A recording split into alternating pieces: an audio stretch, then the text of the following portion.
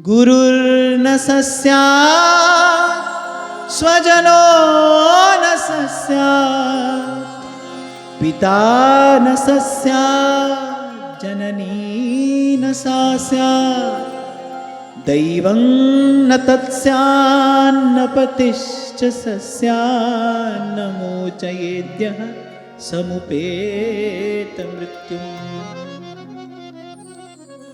ये श्लोक उनके लिए है जो अपने आप को समझते हैं ना भाई, हम गुरु हैं, हमारी बात सबको सुननी चाहिए, माननी चाहिए। अरे मैं माता हूं, मैं पिता हूं, हमारी बात बच्चा नहीं सुनता है। तो ये बात भगवान उनके लिए कह रहे हैं कि गुरु बनना पर पहले देख लेना आप में गुरुत्व है कि नहीं, आप में वो गौरव है कि नहीं। क्योंकि साधु सोई जो विषय छुड़ावे और साधु सोई जो हरि जपावे। मैं तो कहता हूं बस एक यही कसौटी है। कौन गुरु है? जो प्रपंच की निवृत्ति कराकर भजन में लगा रहा है। वही माता और पिता हितैषी हैं जो संतान को कुछ दे न दे लेकिन भगवत भजन का संस्कार देते हैं। और उन्हीं को आदर और सम्मान रूपी प्रत्युत्तर की कामना करनी चाहिए, अन्यथा नहीं करनी चाहिए। अगर आपने संतान को भगवत भजन में नहीं लगाया तो आपने माता पिता होने का कर्तव्य ही नहीं पालन किया। जब कर्तव्य पालन नहीं किया तो अधिकार कहां से मिलेगा? अधिकार तो कर्तव्य पालन का फल है ना। आपने कर्तव्य का भी पालन नहीं किया तो आपको अधिकार कैसे मिलेगा? अब इस कसौटी पर खुद को कसो, मैं भी कसूं और आप भी कसना। इसीलिए बार बार आपको कहता हूं भाई, मेरा लक्ष्य केवल एक है, मुझे केवल एक बात आप तक पहुंचानी है, राम सिमर राम सिमर। किसी प्रकार से संसार से उपरत होकर आप भगवान के भजन में लगे। आप माताएं बैठी हैं, कुछ पिता यहां पर बैठे हैं। अब आप देखना कि क्या आप माता पिता कहलाने योग्य हो? अगर संतान को भगवत भजन में लगाया है तो हो, अन्यथा नहीं हो। ये बात भगवान कह रहे हैं। और जब अपने कर्तव्य का ही पालन नहीं किया भाई, फिर किसी प्रकार के प्रत्युत्तर की कोई कामना भी नहीं करना। यदि अपने कर्तव्य का ही पालन नहीं किया फिर अधिकार भी मिलने वाला नहीं है। छीना झपटी से नहीं मिलता है अधिकार, कर्तव्य पालन के प्रसाद स्वरूप अधिकार मिलता है। और वही अधिकार सुखद होता है, वही अधिकार मधुर होता है। सारा धन लूट लिया गुरुजी ने चेला का, अब वो बेचारा रो रहा है, बिलबिला रहा है, उसके आंसू पोंछने के लिए वहां कोई नहीं है। अब ऐसे के लिए क्या होगा? बोले सो गुरु घोर नरक में पड़े। जब पहली बार मैंने ये पंक्ति पढ़ी, पहली बार जब ये पढ़ी थी तो मुझे लगा अच्छा गुरु भी नरक जाता है। गोस्वामी जी कह रहे बोले सो गुरु घोर नरक में पड़े। कौन? बोले धन हरई पे शोक न हरई।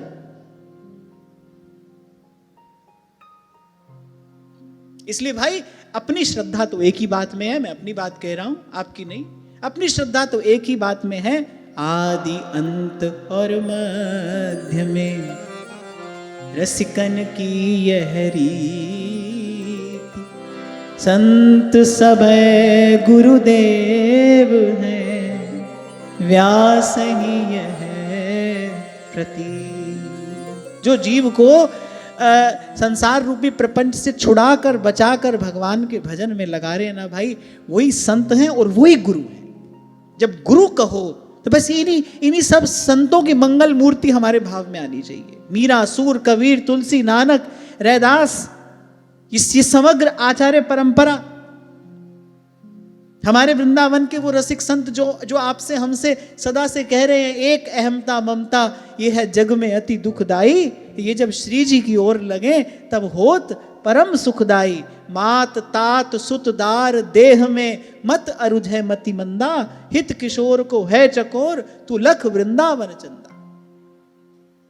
वृंदावन के वास को जिनके नाही भुलास। माता मित्र सुतादित्य तज ध्रुव तिन को पास।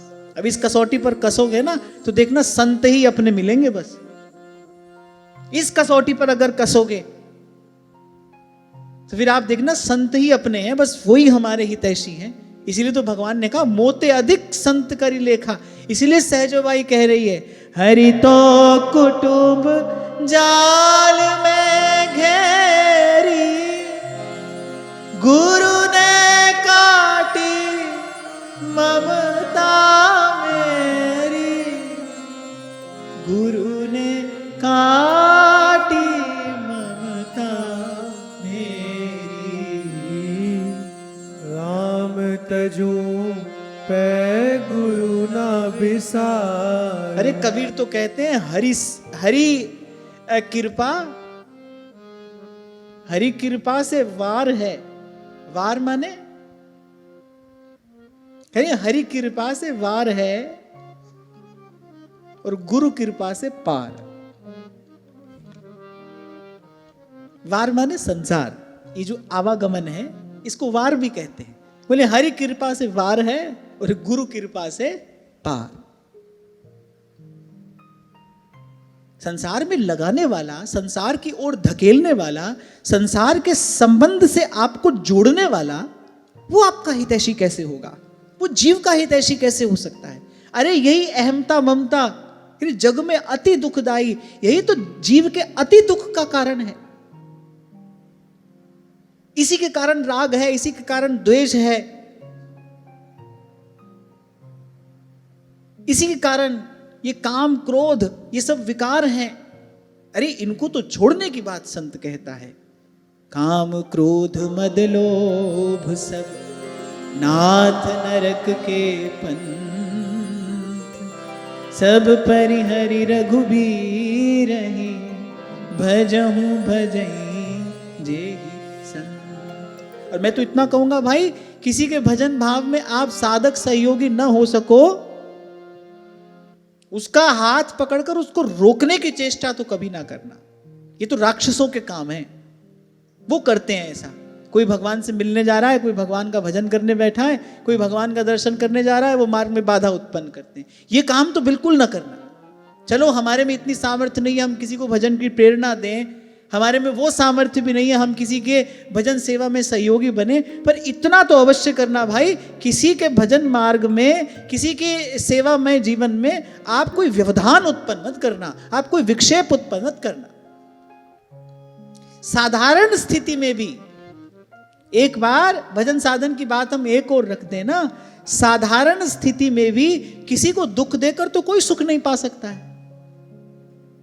वो तो जिसकी मति बिल्कुल ही मारी गई हो, घोर तमोगुण के कारण जिसकी मति मलिन हो चुकी है, जिसको बिल्कुल भी कुछ ठीक गलत सूझता ही नहीं है, वो व्यक्ति तो भले सोच ले भाई किसी से छीन के झपट के, किसी को दुख दे के, किसी को पीड़ा दे के हम सुख पाएंगे। पर वस्तुतः थोड़ा भी यदि आप इस बात का विचार करो तो किसी को दुख देकर तो आप सुख पा नहीं सकते। जिसको आप घोर दुख रूप संसार में धकेल रहे हो, अपने स्वार्थ के लिए, अपने सुख के लिए, इस मार्ग पर चलकर, इस रास्ते पर चलकर क्या आप सुख पालोगे? एक बार सोच के तो देखो, क्या आपको सुख मिल जाएगा?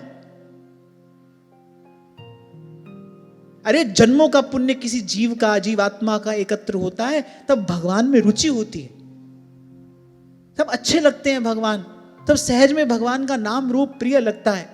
ऐसा कोई जन्म आपको सौभाग्य से अगर संबंधी के रूप में मिल गया है, माता को पुत्र के रूप में मिल गया है, पिता को पुत्र के रूप में मिल गया है, पत्नी को पति या पति को पत्नी के रूप में मिल गया है, तो भाई उसका सहयोग भले कर सको न कर सको, करो तो तुम धन्य हो। क्योंकि भगवान की सेवा तो किसी काल में फलीभूत होती है कि नहीं होती पता नहीं, पर भक्त संग छिन एक में देत भक्ति उपजाए। लेकिन भक्त की सेवा अमोघ है, वो व्यर्थ नहीं जाती। सेवा सहयोग कर सको तो बहुत अच्छी बात है, पर कम से कम ऐसा कोई कार्य तो बिल्कुल ना करना, ऐसी कोई परिस्थिति तो उसके सन्मुख ना ले आना जिससे उसके भजन सेवा में किसी प्रकार का विक्षेप हो। मैं फिर कह रहा हूं, ये तो राक्षसों के काम है, ये तो आसुरी कृत्य है, घोर नरक जाना पड़ेगा। और सबसे बड़ी हानि क्या है? सदा सदा के लिए भगवान से विमुख हो जाओगे। हिरण्यकश्यप की पत्नी कयाधु, कयाधु के गर्भ में है श्री प्रहलाद जी। देवराज इंद्र ने षड्यंत्र रचा भाई इस गर्भ को ही नष्ट क्यों नहीं कर दिया जाए। नारद जी ने कहा मति मलिन हो गई है तुम्हारी, अरे इसके गर्भ में महान हरि भक्त है। बोले कयादू के गर्भ की रक्षा नारायण का सुदर्शन चक्र कर रहा है। बोले ऐसा विचार भी तुमने किया, बोले तत्काल तुम श्रीहीन हो जाओगे, इस इंद्रासन से तुम्हारा पतन हो जाएगा, किसी घोर नारकीय योनि में तुमको जन्म लेना पड़ेगा। नारद जी ने आकर चेताया, अरे इसके गर्भ में भगवान का भक्त है। आपको एक बात बताऊं, एक संत ने मुझसे ये बात कही थी, भगवान के भक्त का अहित चिंतन करने वाला, भगवान के भक्त का अहित चिंतन करने वाला। अब आपको भाई हम अहित चिंतन थोड़ी कर रहे हैं, हम तो अपने लिए कुछ चाहते हैं। अरे किसी ना किसी प्रकार से उसको भजन के मार्ग से हटाकर उसका अहित ही तो कर रहे हो। भगवान के भक्त का अहित चिंतन करने वाला अरे माता के गर्भ में ही नष्ट हो जाता है।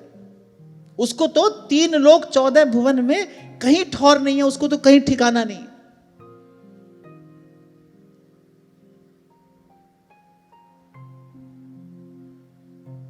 इसलिए भाई तो कभी एक क्षण के लिए भी मन में ऐसा विचार नहीं आया भी हम किसी के गुरु हैं ना भाई, हम में ऐसी कोई सामर्थ्य नहीं। तो संतों की बात है, आप तक पहुंचा रहे हैं, आपको बता रहे हैं और बार बार आपसे यही कह रहे हैं भाई संत सभई गुरुदेव है।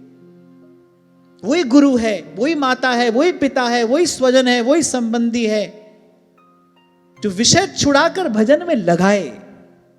भजन से हटाकर विषय में लगाने वाला वो तो भाई पूर्व जन्म का तुम्हारा शत्रु है, तुम्हारा संबंधी बन के आया है। कभी शत्रु पिता बनकर आ जाता है, कभी शत्रु पुत्र बनकर आ जाता है, कभी पति बनकर आ जाता है, कभी पत्नी बनकर आ जाता है। जो भजन से हटाकर तुमको विषय में लगा रहा है, कोई संबंधी नहीं है भाई, तुम्हारे पूर्व जन्म का शत्रु है। लेकिन उसको गाली मत देना, उसके लिए कोई अभाव मन में न लाना, उसका ही चिंतन ना करना, क्योंकि तुम्हारा ही कर्म है, वो आकार लेकर आया है। अब तो बुद्धिमानी का प्रयोग करना, क्योंकि युक्ति से मुक्ति होती है संसार से, बुद्धिमानी का प्रयोग करना और बस प्रभु से यही प्रार्थना करना, प्रभु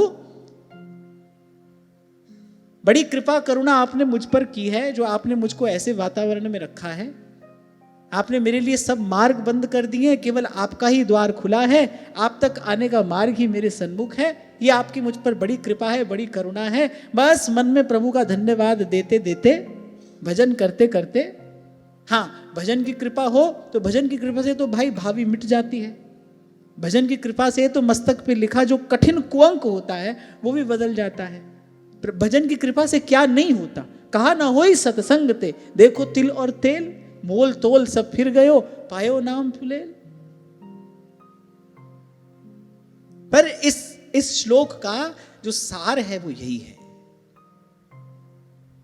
भाई, वही अपना है, वही हितैषी है, वही हमारा हित चिंतक है, वही हमारा सुहृद है, वही हमारा संबंधी कहलाने योग्य है, जो हमको भजन में लगा रहा है। इसीलिए सहजोबाई कहती हैं, हम बालक तुम माए हमारी, पल पल माए करो रखवारी। हम बालक तुम माए हमारी, पल पल माए करो रखवारी। अरे भगवान ने तो यहां तक कहा, बोले इष्ट इष्ट नहीं है, बोले इष्ट देव नहीं है, भगवान के भजन में न लगाए। हम जो इतना महादेव का भजन करते हैं, उनको बार बार नमन करते हैं, उनको बार बार वंदन करते हैं, केवल इसलिए नहीं कि वो भगवान है, इसलिए कि वो शरण में आए को भगवान के भजन में लगाते हैं। और सब देव है वो महादेव हैं, उनकी महत्ता क्या है, यही उनकी महत्ता है। अगर कोई जीव आया है उनकी शरण में, भोला है, निष्काम है, महादेव तत्काल उसके लिए हरि भजन का मार्ग खोल देते, यही उनकी महत्ता है। इसीलिए वो तीनों लोकों के, इसीलिए वो त्रिभुवन के गुरु कहाते हैं, तुम त्रिभुवन गुरु वेद बखाना, क्योंकि जीव को भगवत भजन में लगाते हैं। तो हमारी तुम्हारी क्या, भगवान तो कह रहे हैं वो इष्ट नहीं है जो जीव को भगवान के भजन में ना लगाए। 2 बात इस श्लोक से पता चली, एक तो अपना कौन है जो भगवान के भजन में लगाए, और कैसे संसार से हटाकर भगवान के भजन में लगाए। प्रवृत्ति में आपको धकेले नहीं, प्रवृत्ति का मार्ग आपको नहीं दिखाए, एक उपन्यास पढ़ा था मैंने, किसी ने श्री कबीर जी के जीवन का बड़ा सुंदर चित्रण किया। कुछ बातें उसमें मुझे बहुत अच्छी लगी। कहते कबीर जी का विवाह हुआ तो श्री कबीर जी की पत्नी का नाम था लोई, और कहते वो बड़ी बड़ी रूपवती थी, बड़ी सघन सुंदर उनकी केश राशि थी। और कहते कि जैसे विवाह संपन्न हुआ, संध्या का समय, और दीपक के प्रकाश में जब श्री कबीर जी ने पहली बार अपनी धर्म पत्नी को देखा तो कहते देखते ही कबीर उदास हो गए। उदास मना सो गए, लेट गए। पत्नी ने दीपक के ही प्रकाश में देखा कि उनके नेत्र सजल हो गए हैं और उनकी आंखों से अश्रु टपक रहे। वो चरणों के पास जाकर बैठी, पूछा आपकी उदासी का कारण। अच्छा, कबीर जी का स्वभाव है सीधी स्पष्ट बात कहना, उनकी वाणी में भी परिलक्षित होता है, ये उनका सहज स्वभाव है। तो पत्नी ने उदासी का कारण पूछा। कबीर जी ने कहा देवी, यही उनके शब्द थे, बोले देवी तुम ऐसी रूपवती हो,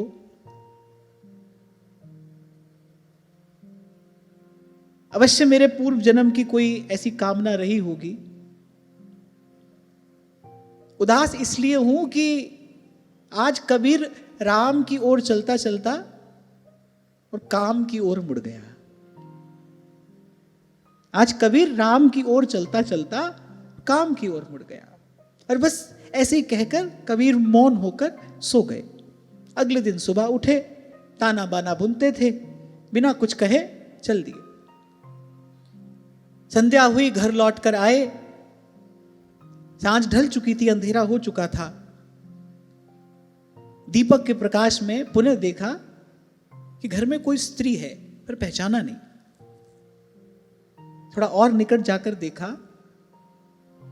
तो उस देवी ने अपने सब केश काट दिए थे, मैला कुचैला वस्त्र ओढ़ लिया और कहा कि मेरा बड़ा सौभाग्य है कि आप मुझे पति के रूप में प्राप्त हुए हैं। मैं किसी भी प्रकार से आपकी भजन साधना में विघ्न बनने के लिए नहीं आई हूं, मैं साधक बनूंगी, मैं सहयोगिनी बनूंगी। और कहते उस दिन से कबीर जी ने बड़ा आदर करना आरंभ किया अपनी पत्नी का। मैं किसी भी प्रकार से बाधा नहीं बनूंगी। वो जो सुंदर सघन केश राशि थी, एक क्षण में, अरे कबीर जी जब लौट कर आए उन्होंने पहचाना नहीं। उन्होंने कहा कि मेरे घर में ये स्त्री कौन है, क्योंकि एक दिन पहले इसको देखा था, वो तो परम सुंदरी रूपवती, और अगले दिन जब आकर देखा मैले कुचैले वस्त्र उसने पहने हैं, सब केश राशि अपनी काट कर एक और धर दी। शास्त्र कहता है स्त्री के केशों में काम का वास होता है। वो केश राशि एक और काट कर रख दी कि मैं किसी भी प्रकार से आपके भजन मार्ग में विघ्न बनने के लिए नहीं आई हूं। जबकि श्री कबीर जी तो अवतारी महापुरुष हैं, और मैं बार बार आपसे कहता हूं कि ऐसे महापुरुषों के जीवन में जो भी होता है वो आपको और मुझे प्रेरणा देने के लिए होता है। वो तो जीवन मुक्त हैं, वो कोई कर्म के बंधन में बंध कर नहीं आए हैं, वो तो जीवन मुक्त महापुरुष हैं, पर हमको सीखने के लिए मिलता है। इसलिए मैंने कहा भाई, हमको अपने निकट कोई ऐसा व्यक्ति अगर मिला है ना, संबंधी के रूप में, सुहृद के रूप में, जो भगवान का भजन करने वाला है, जो हरि का भक्त है, भाई उसके मार्ग में बाधा तो कभी उपस्थित मत करना, उसके मार्ग में विक्षेप नहीं बनना। मैं फिर कह रहा हूं, अनंत अनंत जन्मों तक नरक जाना पड़ेगा। और सबसे बड़ी हानि क्या है, जीव सदा सदा के लिए भगवान से विमुख हो जाता है, भगवान से दूर हो जाता है। अरे अपने किए से सदा सदा से इसी प्रपंच में आकर गिर तो रहे। गुरु की महिमा क्या है? गुरु की महिमा यही तो है कि हरि सो धन हृदय दियो, तो कह रहे छुड़ा दियो संसार बड़े हरि के जना। क्यों हरि से भी बड़े हरि के जन हैं? यानी क्योंकि संसार छुड़ाया है, यही उनकी महत्ता है, यही उनका गौरव है, यही उनका गुरुत्व है।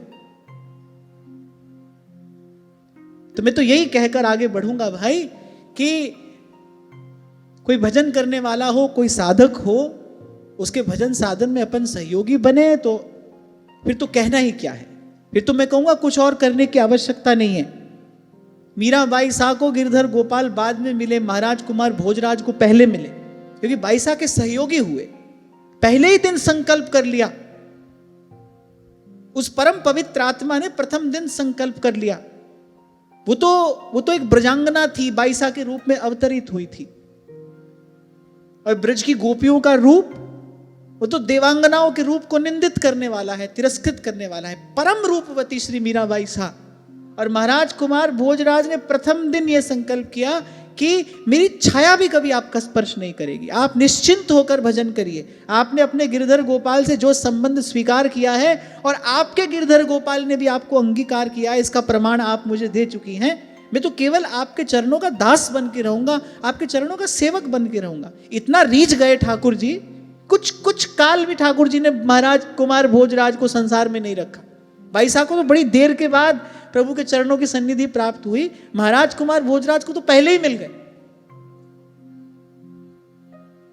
अरे कोई सीधा भजन करने जा रहा है, आपकी किसी चेष्टा रूपी कंकर ने उसका ध्यान भगवान से हटाकर इधर उधर किया, आपकी ओर किया। अरे तुम जाने कौन से नरक में जाकर गिरोगे, कहां जाकर तुम्हारा पतन होगा।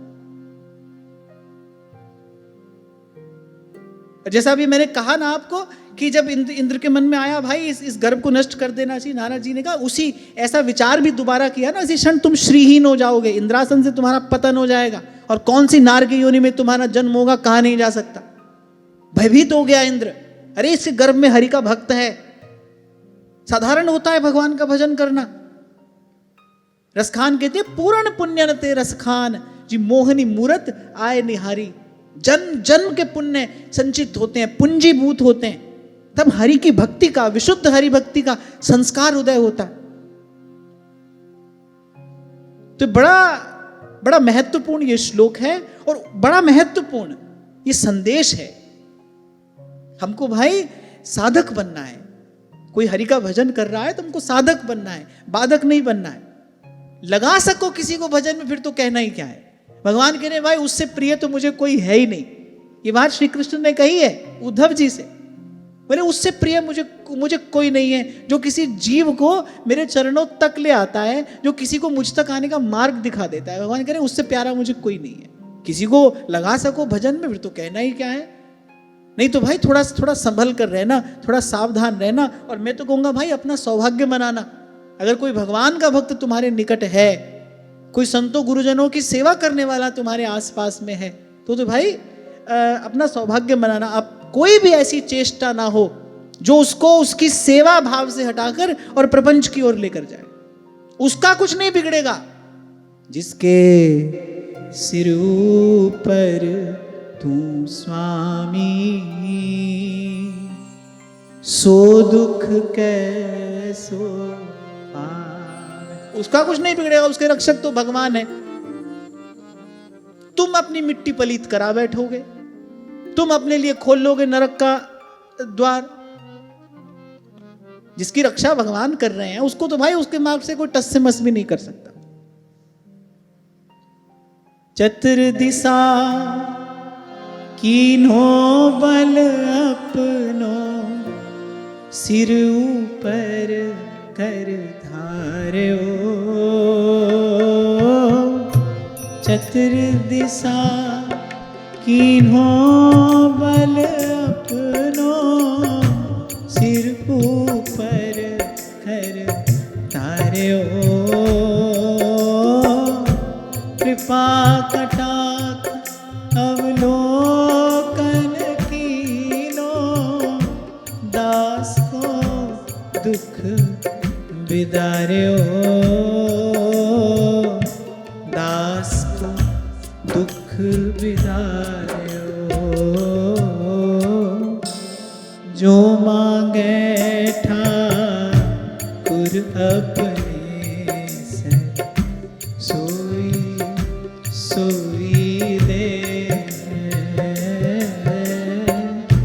जो मांगे ठाकुर अपने से, सोई सोई दे। सोई सोई दे है ठाकुर, सोई सोई दे। सोई देव ठाकुर सोई सोई देव। सोई सोई दे है ठाकुर सोई सोई दे है। सोई सोई दे है ठाकुर सोई सोई दे है। सोई सोई दे है ठाकुर सोई सोई दे है। सोई सोई दे है ठाकुर सोई सोई दे है। सोई सोई दे है ठाकुर सोई सोई दे है। सोई सोई दे है ठाकुर सोई सोई दे है। अब हिरण्यकश्यप बार बार कहता था प्रहलाद से, मेरा भजन कर, मेरी पूजा कर, मैं भगवान हूं। यही तो कहता था बार बार। अब जिसके सिर ऊपर तू स्वामी, महाराज बाणी में कहते हैं, जिस दासा साहिब डाढ़ा होए तिसको मार न साके को। कितने प्रयास हिरण्यकश्यप ने किए, प्रहलाद जी के रक्षक तो भगवान है। प्रहलाद जी को भजन के मार्ग से हटा थोड़ी पाया, पर अपनी गति क्या हुई, कह रहे जब भगवान ने उसको रखा ना अपनी गोद में, इतना क्रोध में भरे थे भगवान, बड़ी देर तक भगवान का क्रोध शांत नहीं हुआ। कैसे चिथड़े चिथड़े किया उन्होंने हिरण्यकश्यप को। किस लिए? भाई इसने मेरे भक्त को इतना कष्ट दिया है, ये मेरे भक्त के कष्ट का कारण बना। सूरदास जी कहते हैं, बोले ऐसे तो देखो भाई हमारा अपना कोई सगा संबंधी नहीं है। ठाकुर जी कहते हैं, भाई ऐसे तो हमारा किसी से कोई लेना देना नहीं है, पर भक्त का जो मित्र है वो हमारा मित्र है, और बोले भक्त का बैरी है वो हमारा बैरी। वो कह रहे भक्त के नाते हम तो संबंध स्वीकार करते हैं, हमारा भक्त जिसको अपना मानेगा, ठाकुर जी कह रहे हम उसको अपना मान लेंगे। बोले जो हमारे भक्त का बैरी है, बोले वो अपने आप हमारा बैरी है। अब कोई कहे हमने आपका क्या बिगाड़ा है, ठाकुर जी कह रहे भाई हमारे भक्त का बिगाड़ा है ना तो हमारा ही बिगाड़ा है। भक्त मेरा हृदय है, भगवान कहते हैं, हमारे भक्त का बिगाड़ा है तो भाई हमारा ही बिगाड़ा है। हमारे भक्त को कष्ट दिया है तो हमको ही दिया है। कह रहे सुन अर्जुन प्रतिज्ञा मेरी, यह व्रत टरत न टारे, हम भगतन के भगत हमारे। और अंतिम पंक्ति में तो सूरदास जी करे चक्र सुदर्शन जारों, सब भूल गए भगवान। जैसे ही दुर्वासा ने वो अपनी जटा उखाड़ी, वो कालकृत्या उत्पन्न की, आप सब भूल गए भगवान ब्राह्मण हैं, बड़े बड़े तपस्वी हैं। भगवान ने कहा सब बाद में देखा जाएगा। बोले हमारे भक्त को कष्ट दिया। तो मैं तो कहता हूं भाई इस बात से डरना और डरते रहना। हरिदासन सो गर्व न करिए, इन अपराध परम पद हूते उतर नरक में परी। हरिदासन सो गर्व न करिए। कभी कभी बच्चों के प्रश्न आते हैं, तो अब क्या है ना भाई, मैं यहां पर बैठा हूं और मुझे बहुत सोच समझकर अपनी बात कहनी पड़ती है। पर कभी कभी कोई बच्चा कहता है ना कि मैं भजन करना चाहता हूं, माता पिता नहीं चाहते, तो मुझे समझ नहीं आता भाई क्या कहा जाए। दुख होता है कि जिन माता पिता को प्रसन्न होना चाहिए अपने बच्चे को भगवत भजन करता देखकर, जिन माता पिता को तो उत्सव मनाना चाहिए कि हमारा बच्चा कुमार्ग छोड़कर सन्मार्ग पर चला है, ये आप भी कृतार्थ होगा, ये हमको भी कृतार्थ करेगा। और बोले वो मंदमती देखो, मंदमती दुखी होते हैं, परेशान होते हैं, और खींच खींच कर बच्चे को वहां प्रपंच में लेकर जाते हैं, प्रवृत्ति में लगाते हैं। पर अंत में वहीं आकर संतोष करना पड़ता है। भाई को न काओ सुख दुख कर दाता, निज कृत कर्म भोग सब भ्राता। पर इतना जरूर कहूंगा भाई, भक्त तो ऐसी प्रतिकूलता से और निखर कर ही निकलता है, वो तो और संवर कर निकलता है, पर ऐसा करने वाले की बड़ी दुर्दशा होती है। उसको कहीं ठौर नहीं मिलती, उसको कहीं ठिकाना नहीं मिलता, सबने द्वार बंद कर लिया। जब दुर्वासा दौड़े ब्रह्मा जी के पास गए, शंकर जी के पास गए, शंकर जी ने तो देखा भी नहीं, उनका अपना अंश है वो, उन्होंने उनकी ओर देखा भी नहीं। बोले भगवान के भक्त का अपराध करके आए हैं, इनका मुख नहीं देखना चाहिए। अच्छा, जब वैकुंठ गए, सब संबोधन दिए दुर्वासा जी ने, वो जो भगवान के हृदय में कृपा करुणा का उद्रेक कराए। बोली हे भक्त वत्सल, हे शरणागत वत्सल। भगवान ने कहा ये सब बाद में देखा जाएगा, पहले तो जो किया है उसको भुगतो।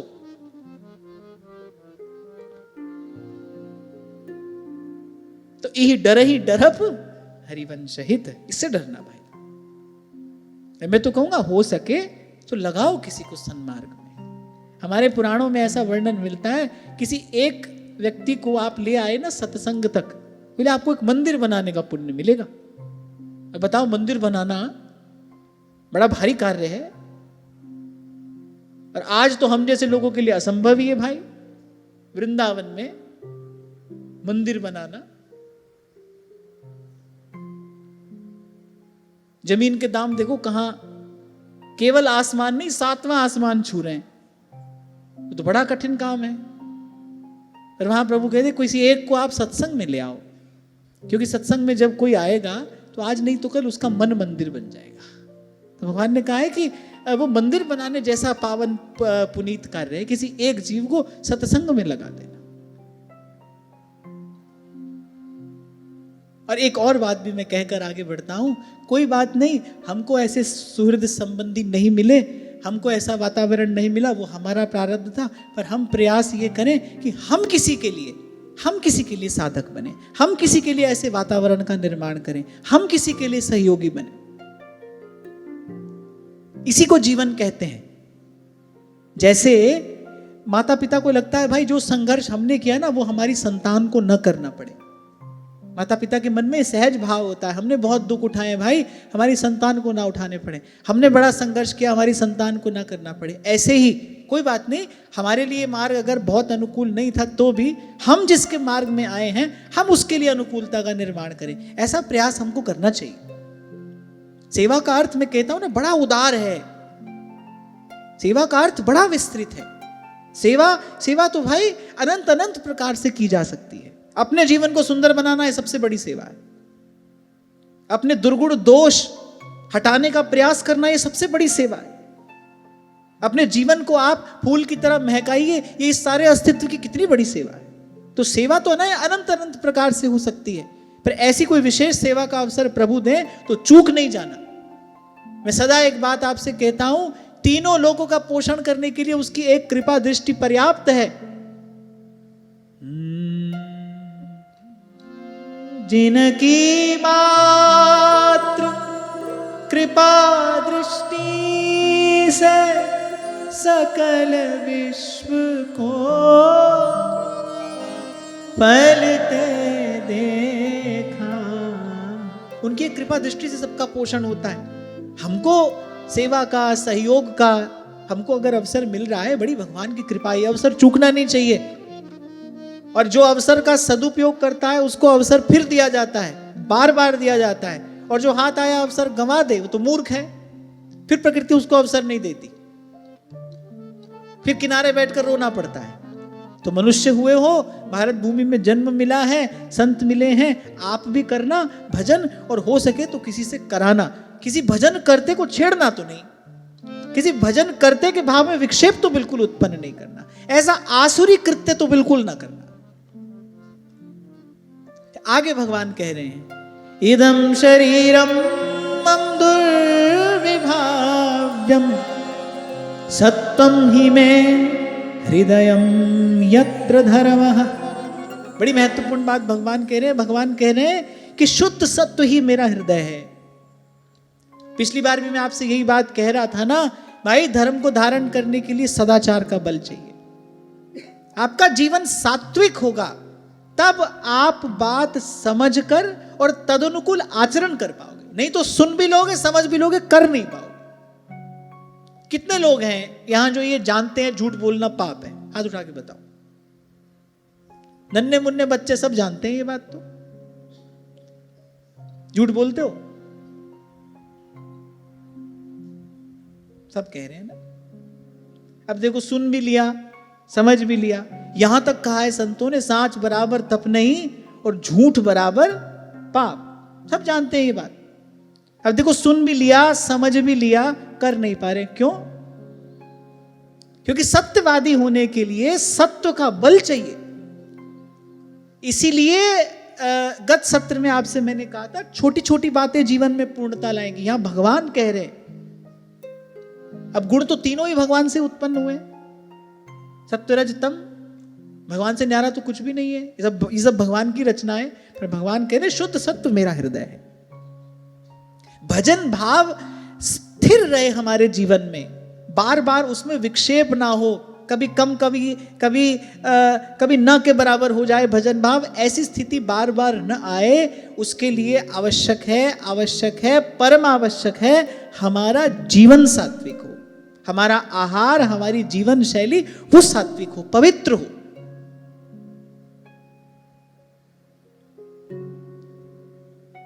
इसीलिए सत्र के आरंभ में मैंने कहा कि इस विषम संसार में रहते हुए कोई कैसे जीवन मुक्ति लाभ करे, वो मार्ग यहां भगवान ऋषभ देव ने दिया है। व्यवहार की शुद्धि का मार्ग, व्यवहार की सिद्धि का मार्ग।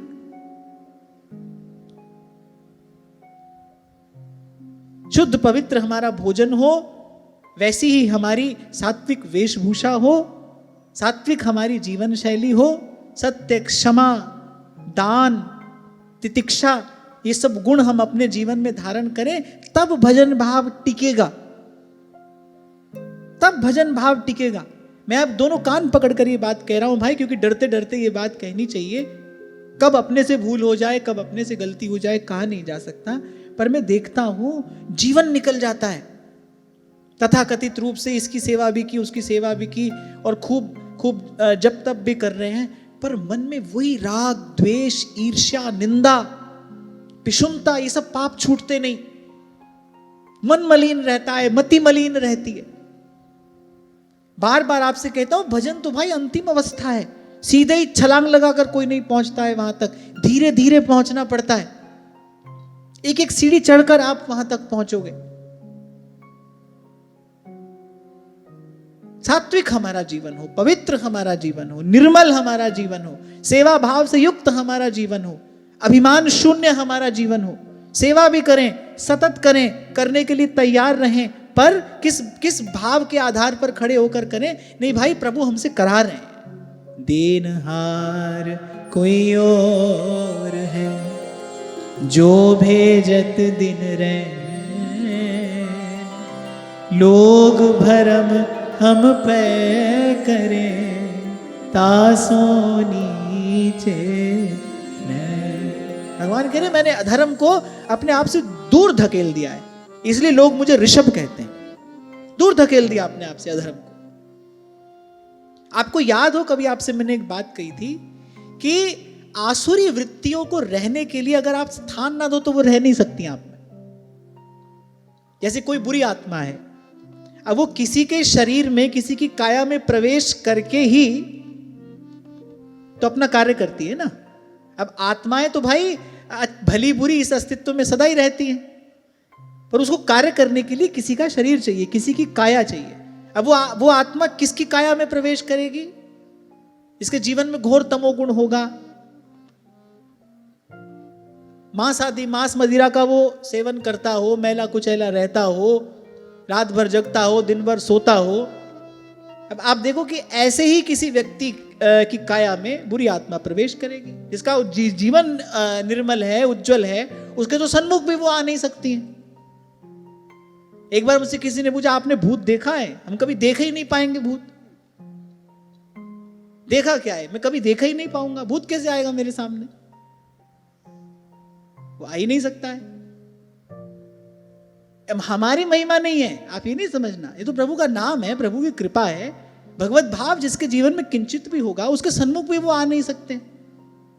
तो आसुरी वृत्तियों को अगर आप स्थान ना दो तो वो आप में रह नहीं सकती। क्रोध है, राग द्वेष है, ईर्ष्या है, मात्सर्य है, ये जितने भी दुर्गुण हैं, इनको हम अपने भीतर रहने के लिए स्थान देते हैं। अशुद्ध आहार से, अपवित्र विचार से, अपवित्र जीवन शैली से इनको हम अपने भीतर रहने के लिए स्थान देते, तब ये रह पाते हैं। आप शुद्ध आहार लो, आप भगवान को भोग लगा कर ही पाओ, आपका ये नियम हो जाना चाहिए।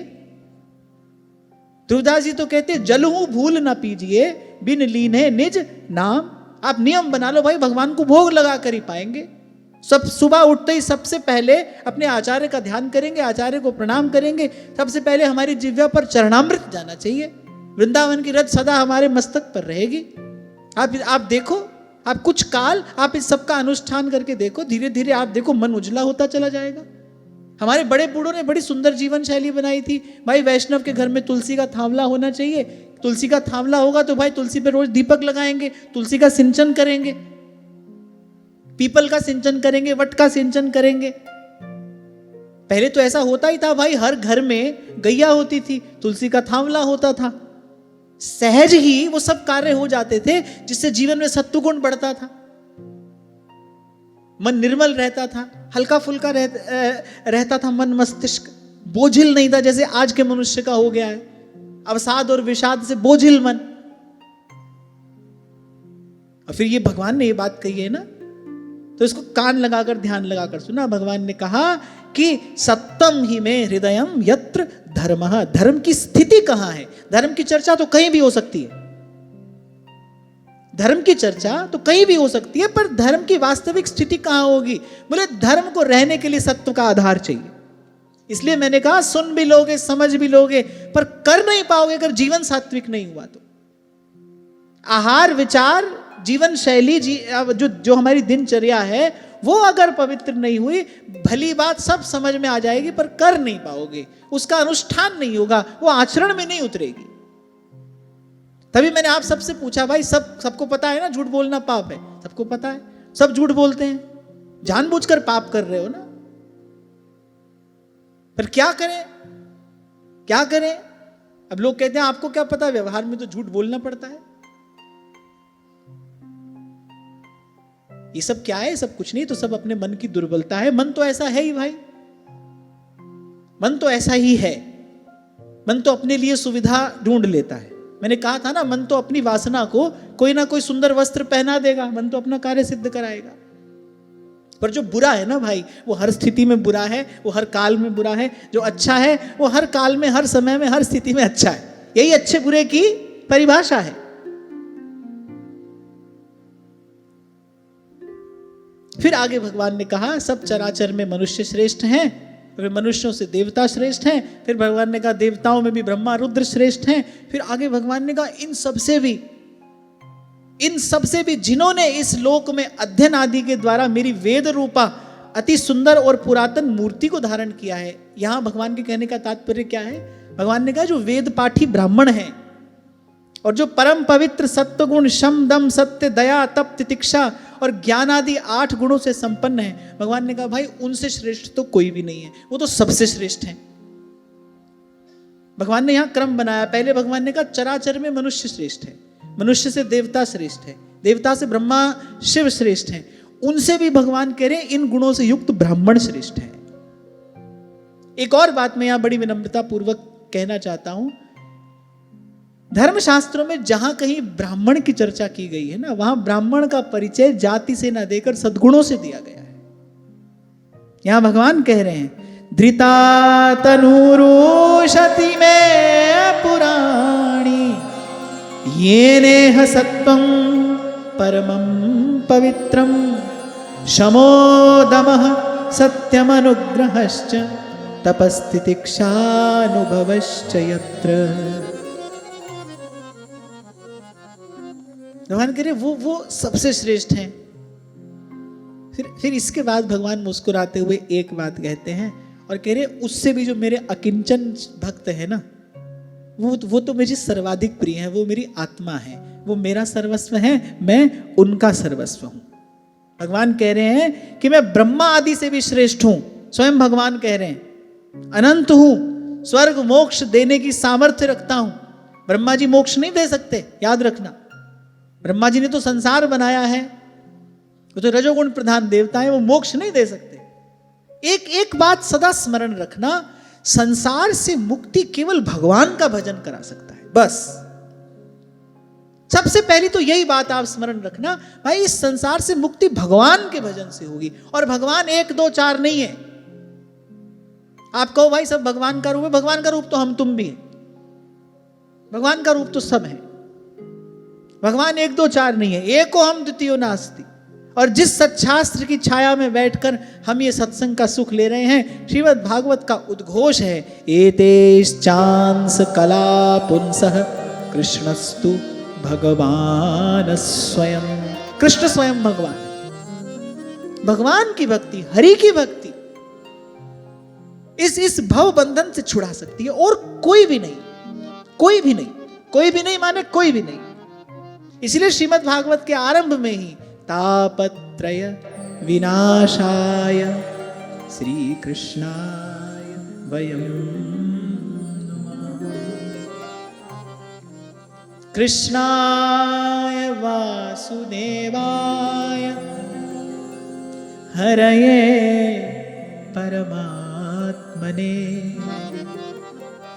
प्रणतक्लेशनाशाय गोविंदाय नमो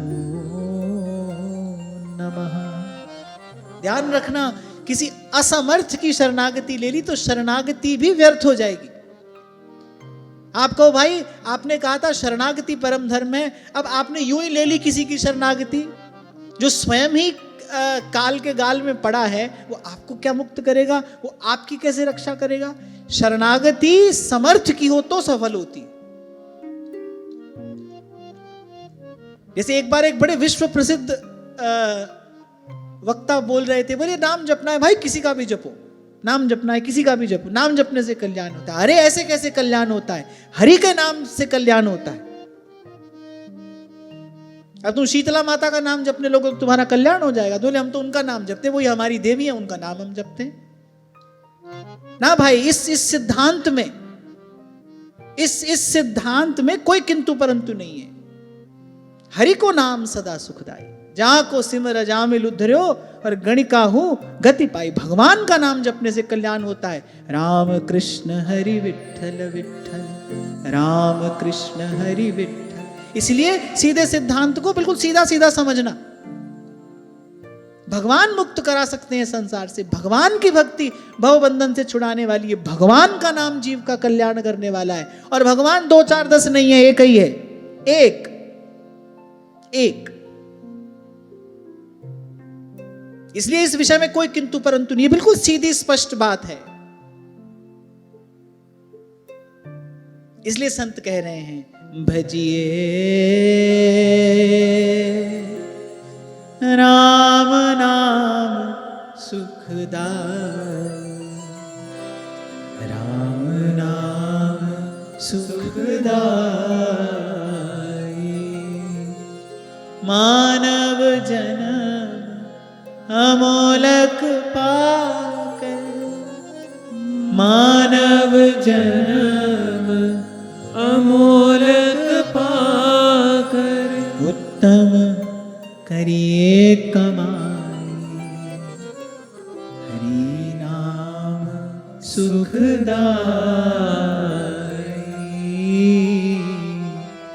हरि नाम सुखदाई। तो भगवान स्वयं कह रहे मैं ब्रह्मादि से श्रेष्ठ हूं, अनंत हूं, स्वर्ग मोक्ष देने की सामर्थ्य रखता हूं। अंत में भगवान ने कहा पर मेरे जो निष्किंचन भक्त हैं बोले वो ऐसे निष्प्रिय होते हैं। बोले यद्यपि मैं समर्थ हूं, सब कुछ दे सकता हूं, पर बोले वो मुझसे कुछ चाहते ही नहीं, वो मुझसे कुछ नहीं चाहते। बोले मैं उनका सर्वस्व हूं। और फिर भगवान कह रहे हैं वो मेरे सर्वस्व हैं, उनसे प्रिय मुझे और कोई नहीं है, उनसे प्रिय मुझे और कुछ नहीं है। देखो सबसे पहले भगवान ने कहा सब चर अचर में मनुष्य श्रेष्ठ है, मनुष्य से गंधर्वादी श्रेष्ठ हैं, उनसे देवता श्रेष्ठ हैं, देवता से ब्रह्मा रुद्र श्रेष्ठ हैं, उनसे भी जो वेद पाठी तपस्वी सत्य क्षमा आदि गुणों को धारण करने वाले जो ब्राह्मण हैं, भगवान ने कहा वो मेरे पूज्य हैं, वो श्रेष्ठ हैं। अंत में भगवान ने कहा पर जो मेरी प्रियता है, भगवान ने कहा वो तो मेरे निष्किंचन भक्तों में है। मेरे हमसे कुछ चाहते ही नहीं, वो जानते हैं मैं सब दे सकता हूं पर फिर भी मुझसे कुछ चाहते नहीं। इसीलिए सदा सर्वदा सर्वथा, सदा सर्वदा और सर्वथा मैं अपने निष्किंचन भक्तों के अधीन रहता हूं।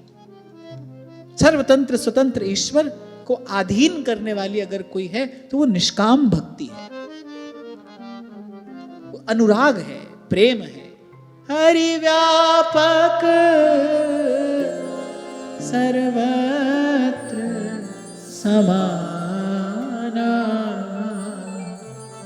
प्रेम ते प्रगट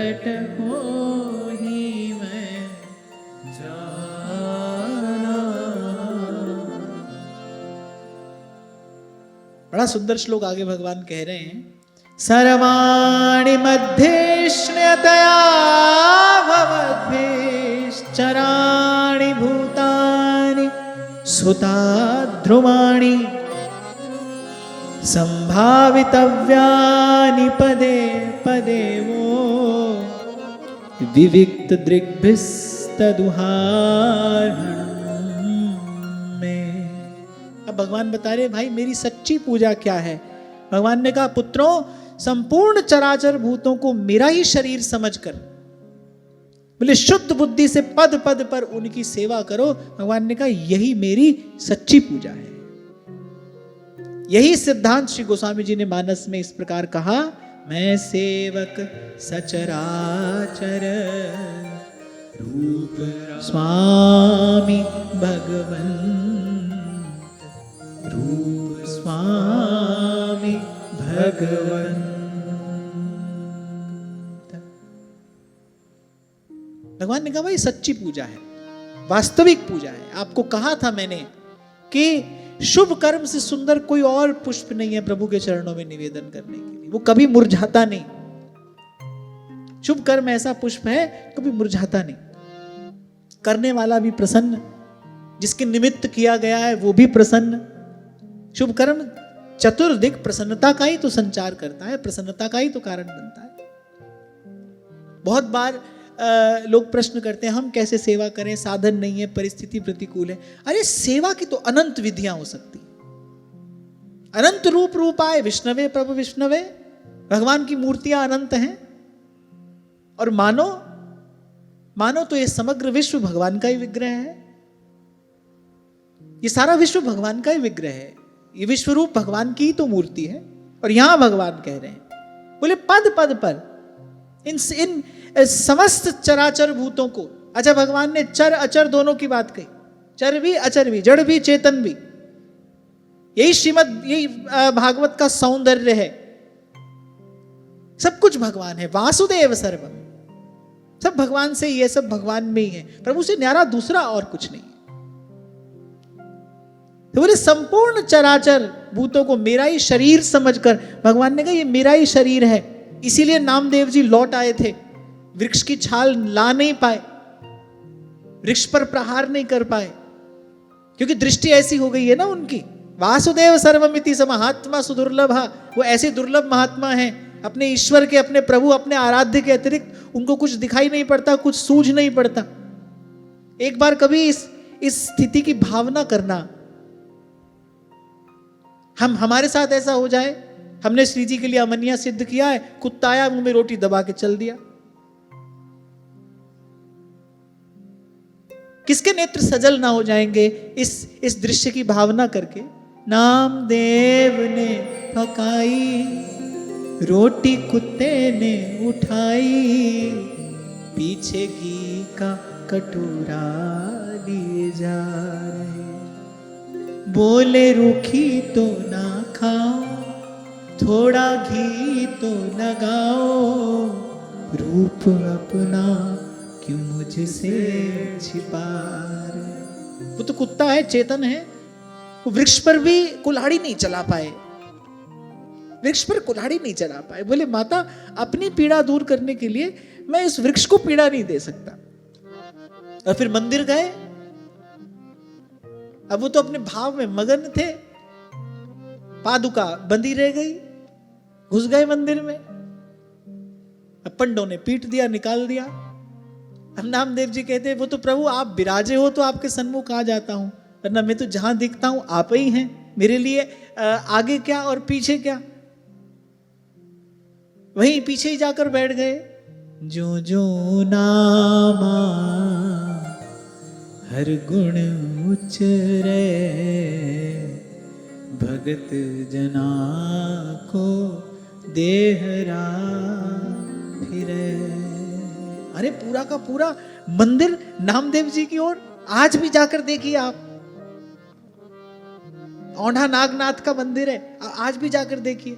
उस दिशा में कभी मंदिर का द्वार नहीं होता। वास्तु शास्त्र के हिसाब से मंदिर का जो मुख्य द्वार होता है उसके लिए दिशा निश्चित है, वही मंदिर का मुख्य द्वार होना चाहिए।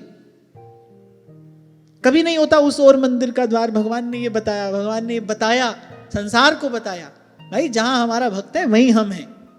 हमारे पीछे पीछे भक्त नहीं चलते, हम अपने भक्तों के पीछे पीछे चलते हैं। सांचा मंदिर हरि के संत। और वो नामदेव कैसे हैं? कुत्ता आता है तो उसके पीछे दौड़ते हैं। अरे और तो और एक बार भूत आया, तब नामदेव जी पद गा रहे, बोले भले बने हो लंबकनाथ, बोले प्रभु पर ज्यादा देर ऐसे मत रहिए मेरे सामने, मुझे भय लगता है। ये बड़ी विचित्र मूर्ति धारण करके आप आए हैं, आपके अतिरिक्त कोई दूसरा तो हो नहीं सकता। यहां भगवान कह रहे हैं कि संपूर्ण चराचर भूतों को मेरा ही शरीर मानकर। और जैसे आज आरंभ में मैंने कहा ना, भाई किसी को भजन में लगा नहीं सकते तो किसी के लिए विक्षेप तो बिल्कुल मत बनो। ऐसे ही है तो सब कुछ प्रभु का ही, प्रभु से ही, प्रभु में ही, ये जानकर मानकर सबकी सेवा, सबका सम्मान हम ना कर सकें, पर ध्यान रखना भाई, अपने शब्द से, अपनी वाणी से, अपने विचार से, अपने चिंतन से, अपनी चेष्टा से किसी को कष्ट तो ना देना, किसी की पीड़ा का कारण तो ना बनना। पर हित सरस धर्म नहीं भाई, और कह रहे पर पीड़ा सम नहीं अधम आई।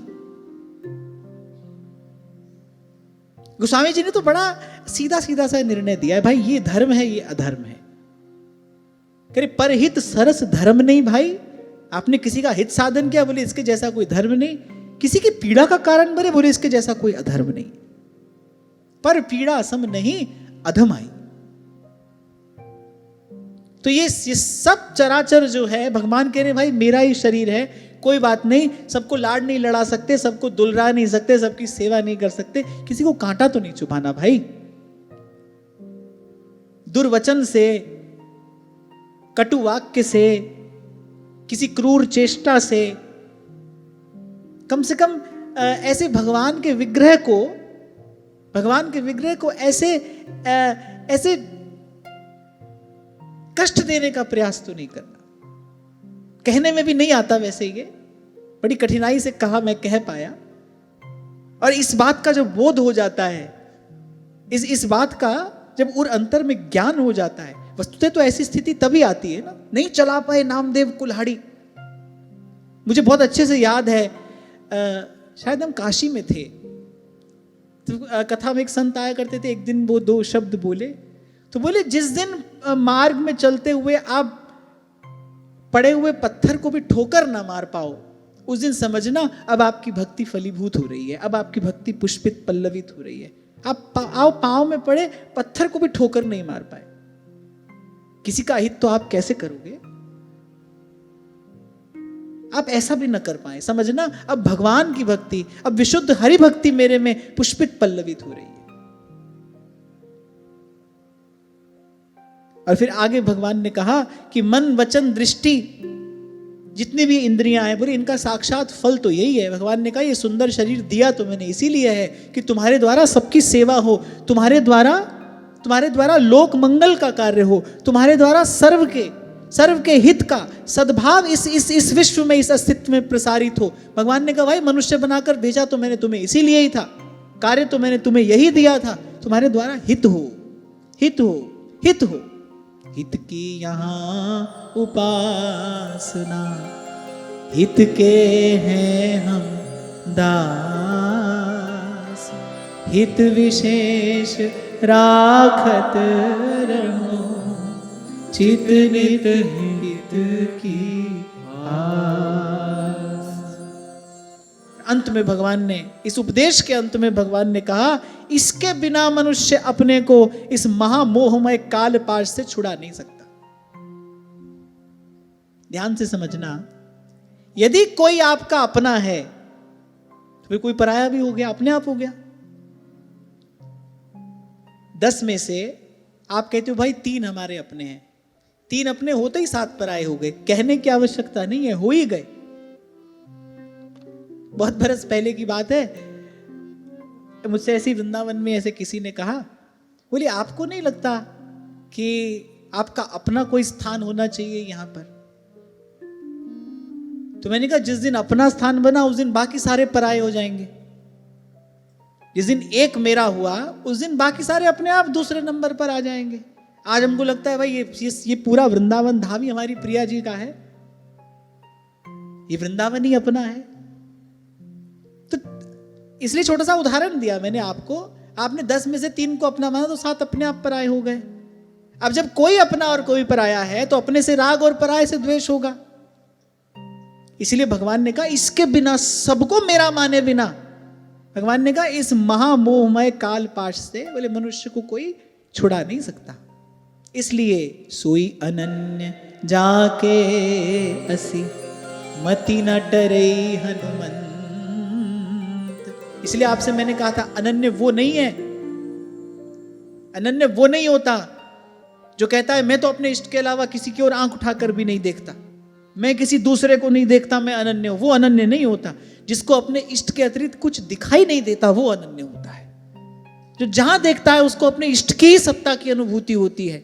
जो जहां देखता है वो अपने इष्ट का ही दर्शन करता है। जो है वो मेरे प्रभु का ही है। जीव पिंड सब तेरा,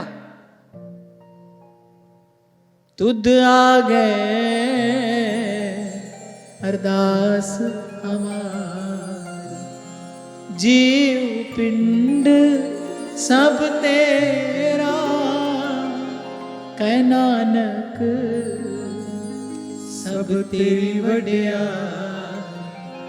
कोई नाम ना जाने मेरा, कोई नाम ना जाने मेरा। तो आज के इस अत्यंत महत्वपूर्ण सत्र से कुछ बातें हमारे हाथ आती है। सबसे पहली बात, भाई हितैषी वही है जो संसार से हटाकर बचाकर भजन में लगाए। हम किसी का हित साधन न कर सकें तो अहित तो बिल्कुल भी नहीं करना है। हमारे अपने परिवार में, हमारे निकट, हमारे संबंध में कोई अगर भगवान का भजन करने वाला है तो उसके भजन में उसका सहयोग नहीं कर पा रहे हैं तो कोई बात नहीं, लेकिन उसकी सेवा भजन में विघ्न उपस्थित नहीं करना है, विक्षेप उत्पन्न नहीं करना है। दोहरा रहा हूं मैं अपनी बात, ये असुरों का कार्य है, ये राक्षसी कृत्य है। और फिर आगे भगवान ने कहा कि निष्किंचन भक्त वो मेरे प्राण है, वो मेरा सर्वस्व है। और फिर भगवान ने कहा कि पुत्रों मेरी सच्ची पूजा करना। और मेरी सच्ची पूजा क्या है? सोई अनन्य जाके असी मति न डरई हनुमंत, मैं सेवक सचराचर रूप राशि भर। एक बात कहकर वाणी को विराम देता हूं कि जब तक अपना पराया रहेगा भाई तब तक सेवा कर ही नहीं पाओगे। और जब तक सेवा नहीं करोगे तब तक अभिमान शून्यता नहीं आएगी, दैन्य नहीं आएगा। जब तक दैन्य नहीं आएगा तब तक भगवान की भक्ति विराजमान नहीं होगी। जब तक भगवान की भक्ति हृदय के आसन पर विराजमान नहीं होगी तब तक इस संसार से छुड़ाएगा कौन? जीव का निस्तार करने वाली तो हरि की भक्ति है ना। इसीलिए भगवान ने कहा इसके बिना, इस मोहमय कालपाश से कोई नहीं छुड़ा सकता। समझने की बात है, जब तक कोई अपना पराया रहेगा तब तक राग द्वेष रहेगा। अपने के प्रति राग होता ही है, स्वाभाविक है। और किसी को आपने आसक्ति के वश होकर कुछ दिया, किसी दूसरे के साथ अन्याय अपने आप हो गया, वो हिस्सा तो किसी और का था, आपने मोह के वश होकर किसी को दे दिया, अनधिकारी को दिया, केवल अपनी मोह और ममता की पुष्टि के लिए। तो किसी के साथ न्याय करते करते आपने किसी के साथ अन्याय कर दिया। तो जब तक कोई अपना पराया रहेगा तब तक राग द्वेष रहेगा। जब तक राग द्वेष रहेगा तब तक सेवा नहीं होगी। जब तक सेवा नहीं होगी तब तक अभिमान शून्यता नहीं आएगी, दैन्य नहीं आएगा। जब तक दैन्य नहीं आएगा तब तक भक्ति महारानी विराजमान नहीं होगी। जब तक हरि की भक्ति नहीं होगी भाई तब तक इस संसार से मुक्ति कैसे होगी? इस संसार से छुड़ाएगा कौन? क्योंकि बारी मथे कृत होई बरु, सिकता ते बरुते, बिन हरि भजन न भौ तरिए, यह सिद्धांत अपे, यह सिद्धांत अपे। तो प्रयास करना है सात्विक जीवन हो, पवित्र जीवन हो, सेवामय जीवन हो, जिससे अभिमान शून्यता आए, भक्ति भाव दृढ़ हो। तो आज की वार्ता ही श्री जी के चरणों में निवेदन करता हूं। महाराज श्री के चरणों में प्रणाम। आप सबके हृदय स्थित प्रभु को, भाव प्रभु को नमन।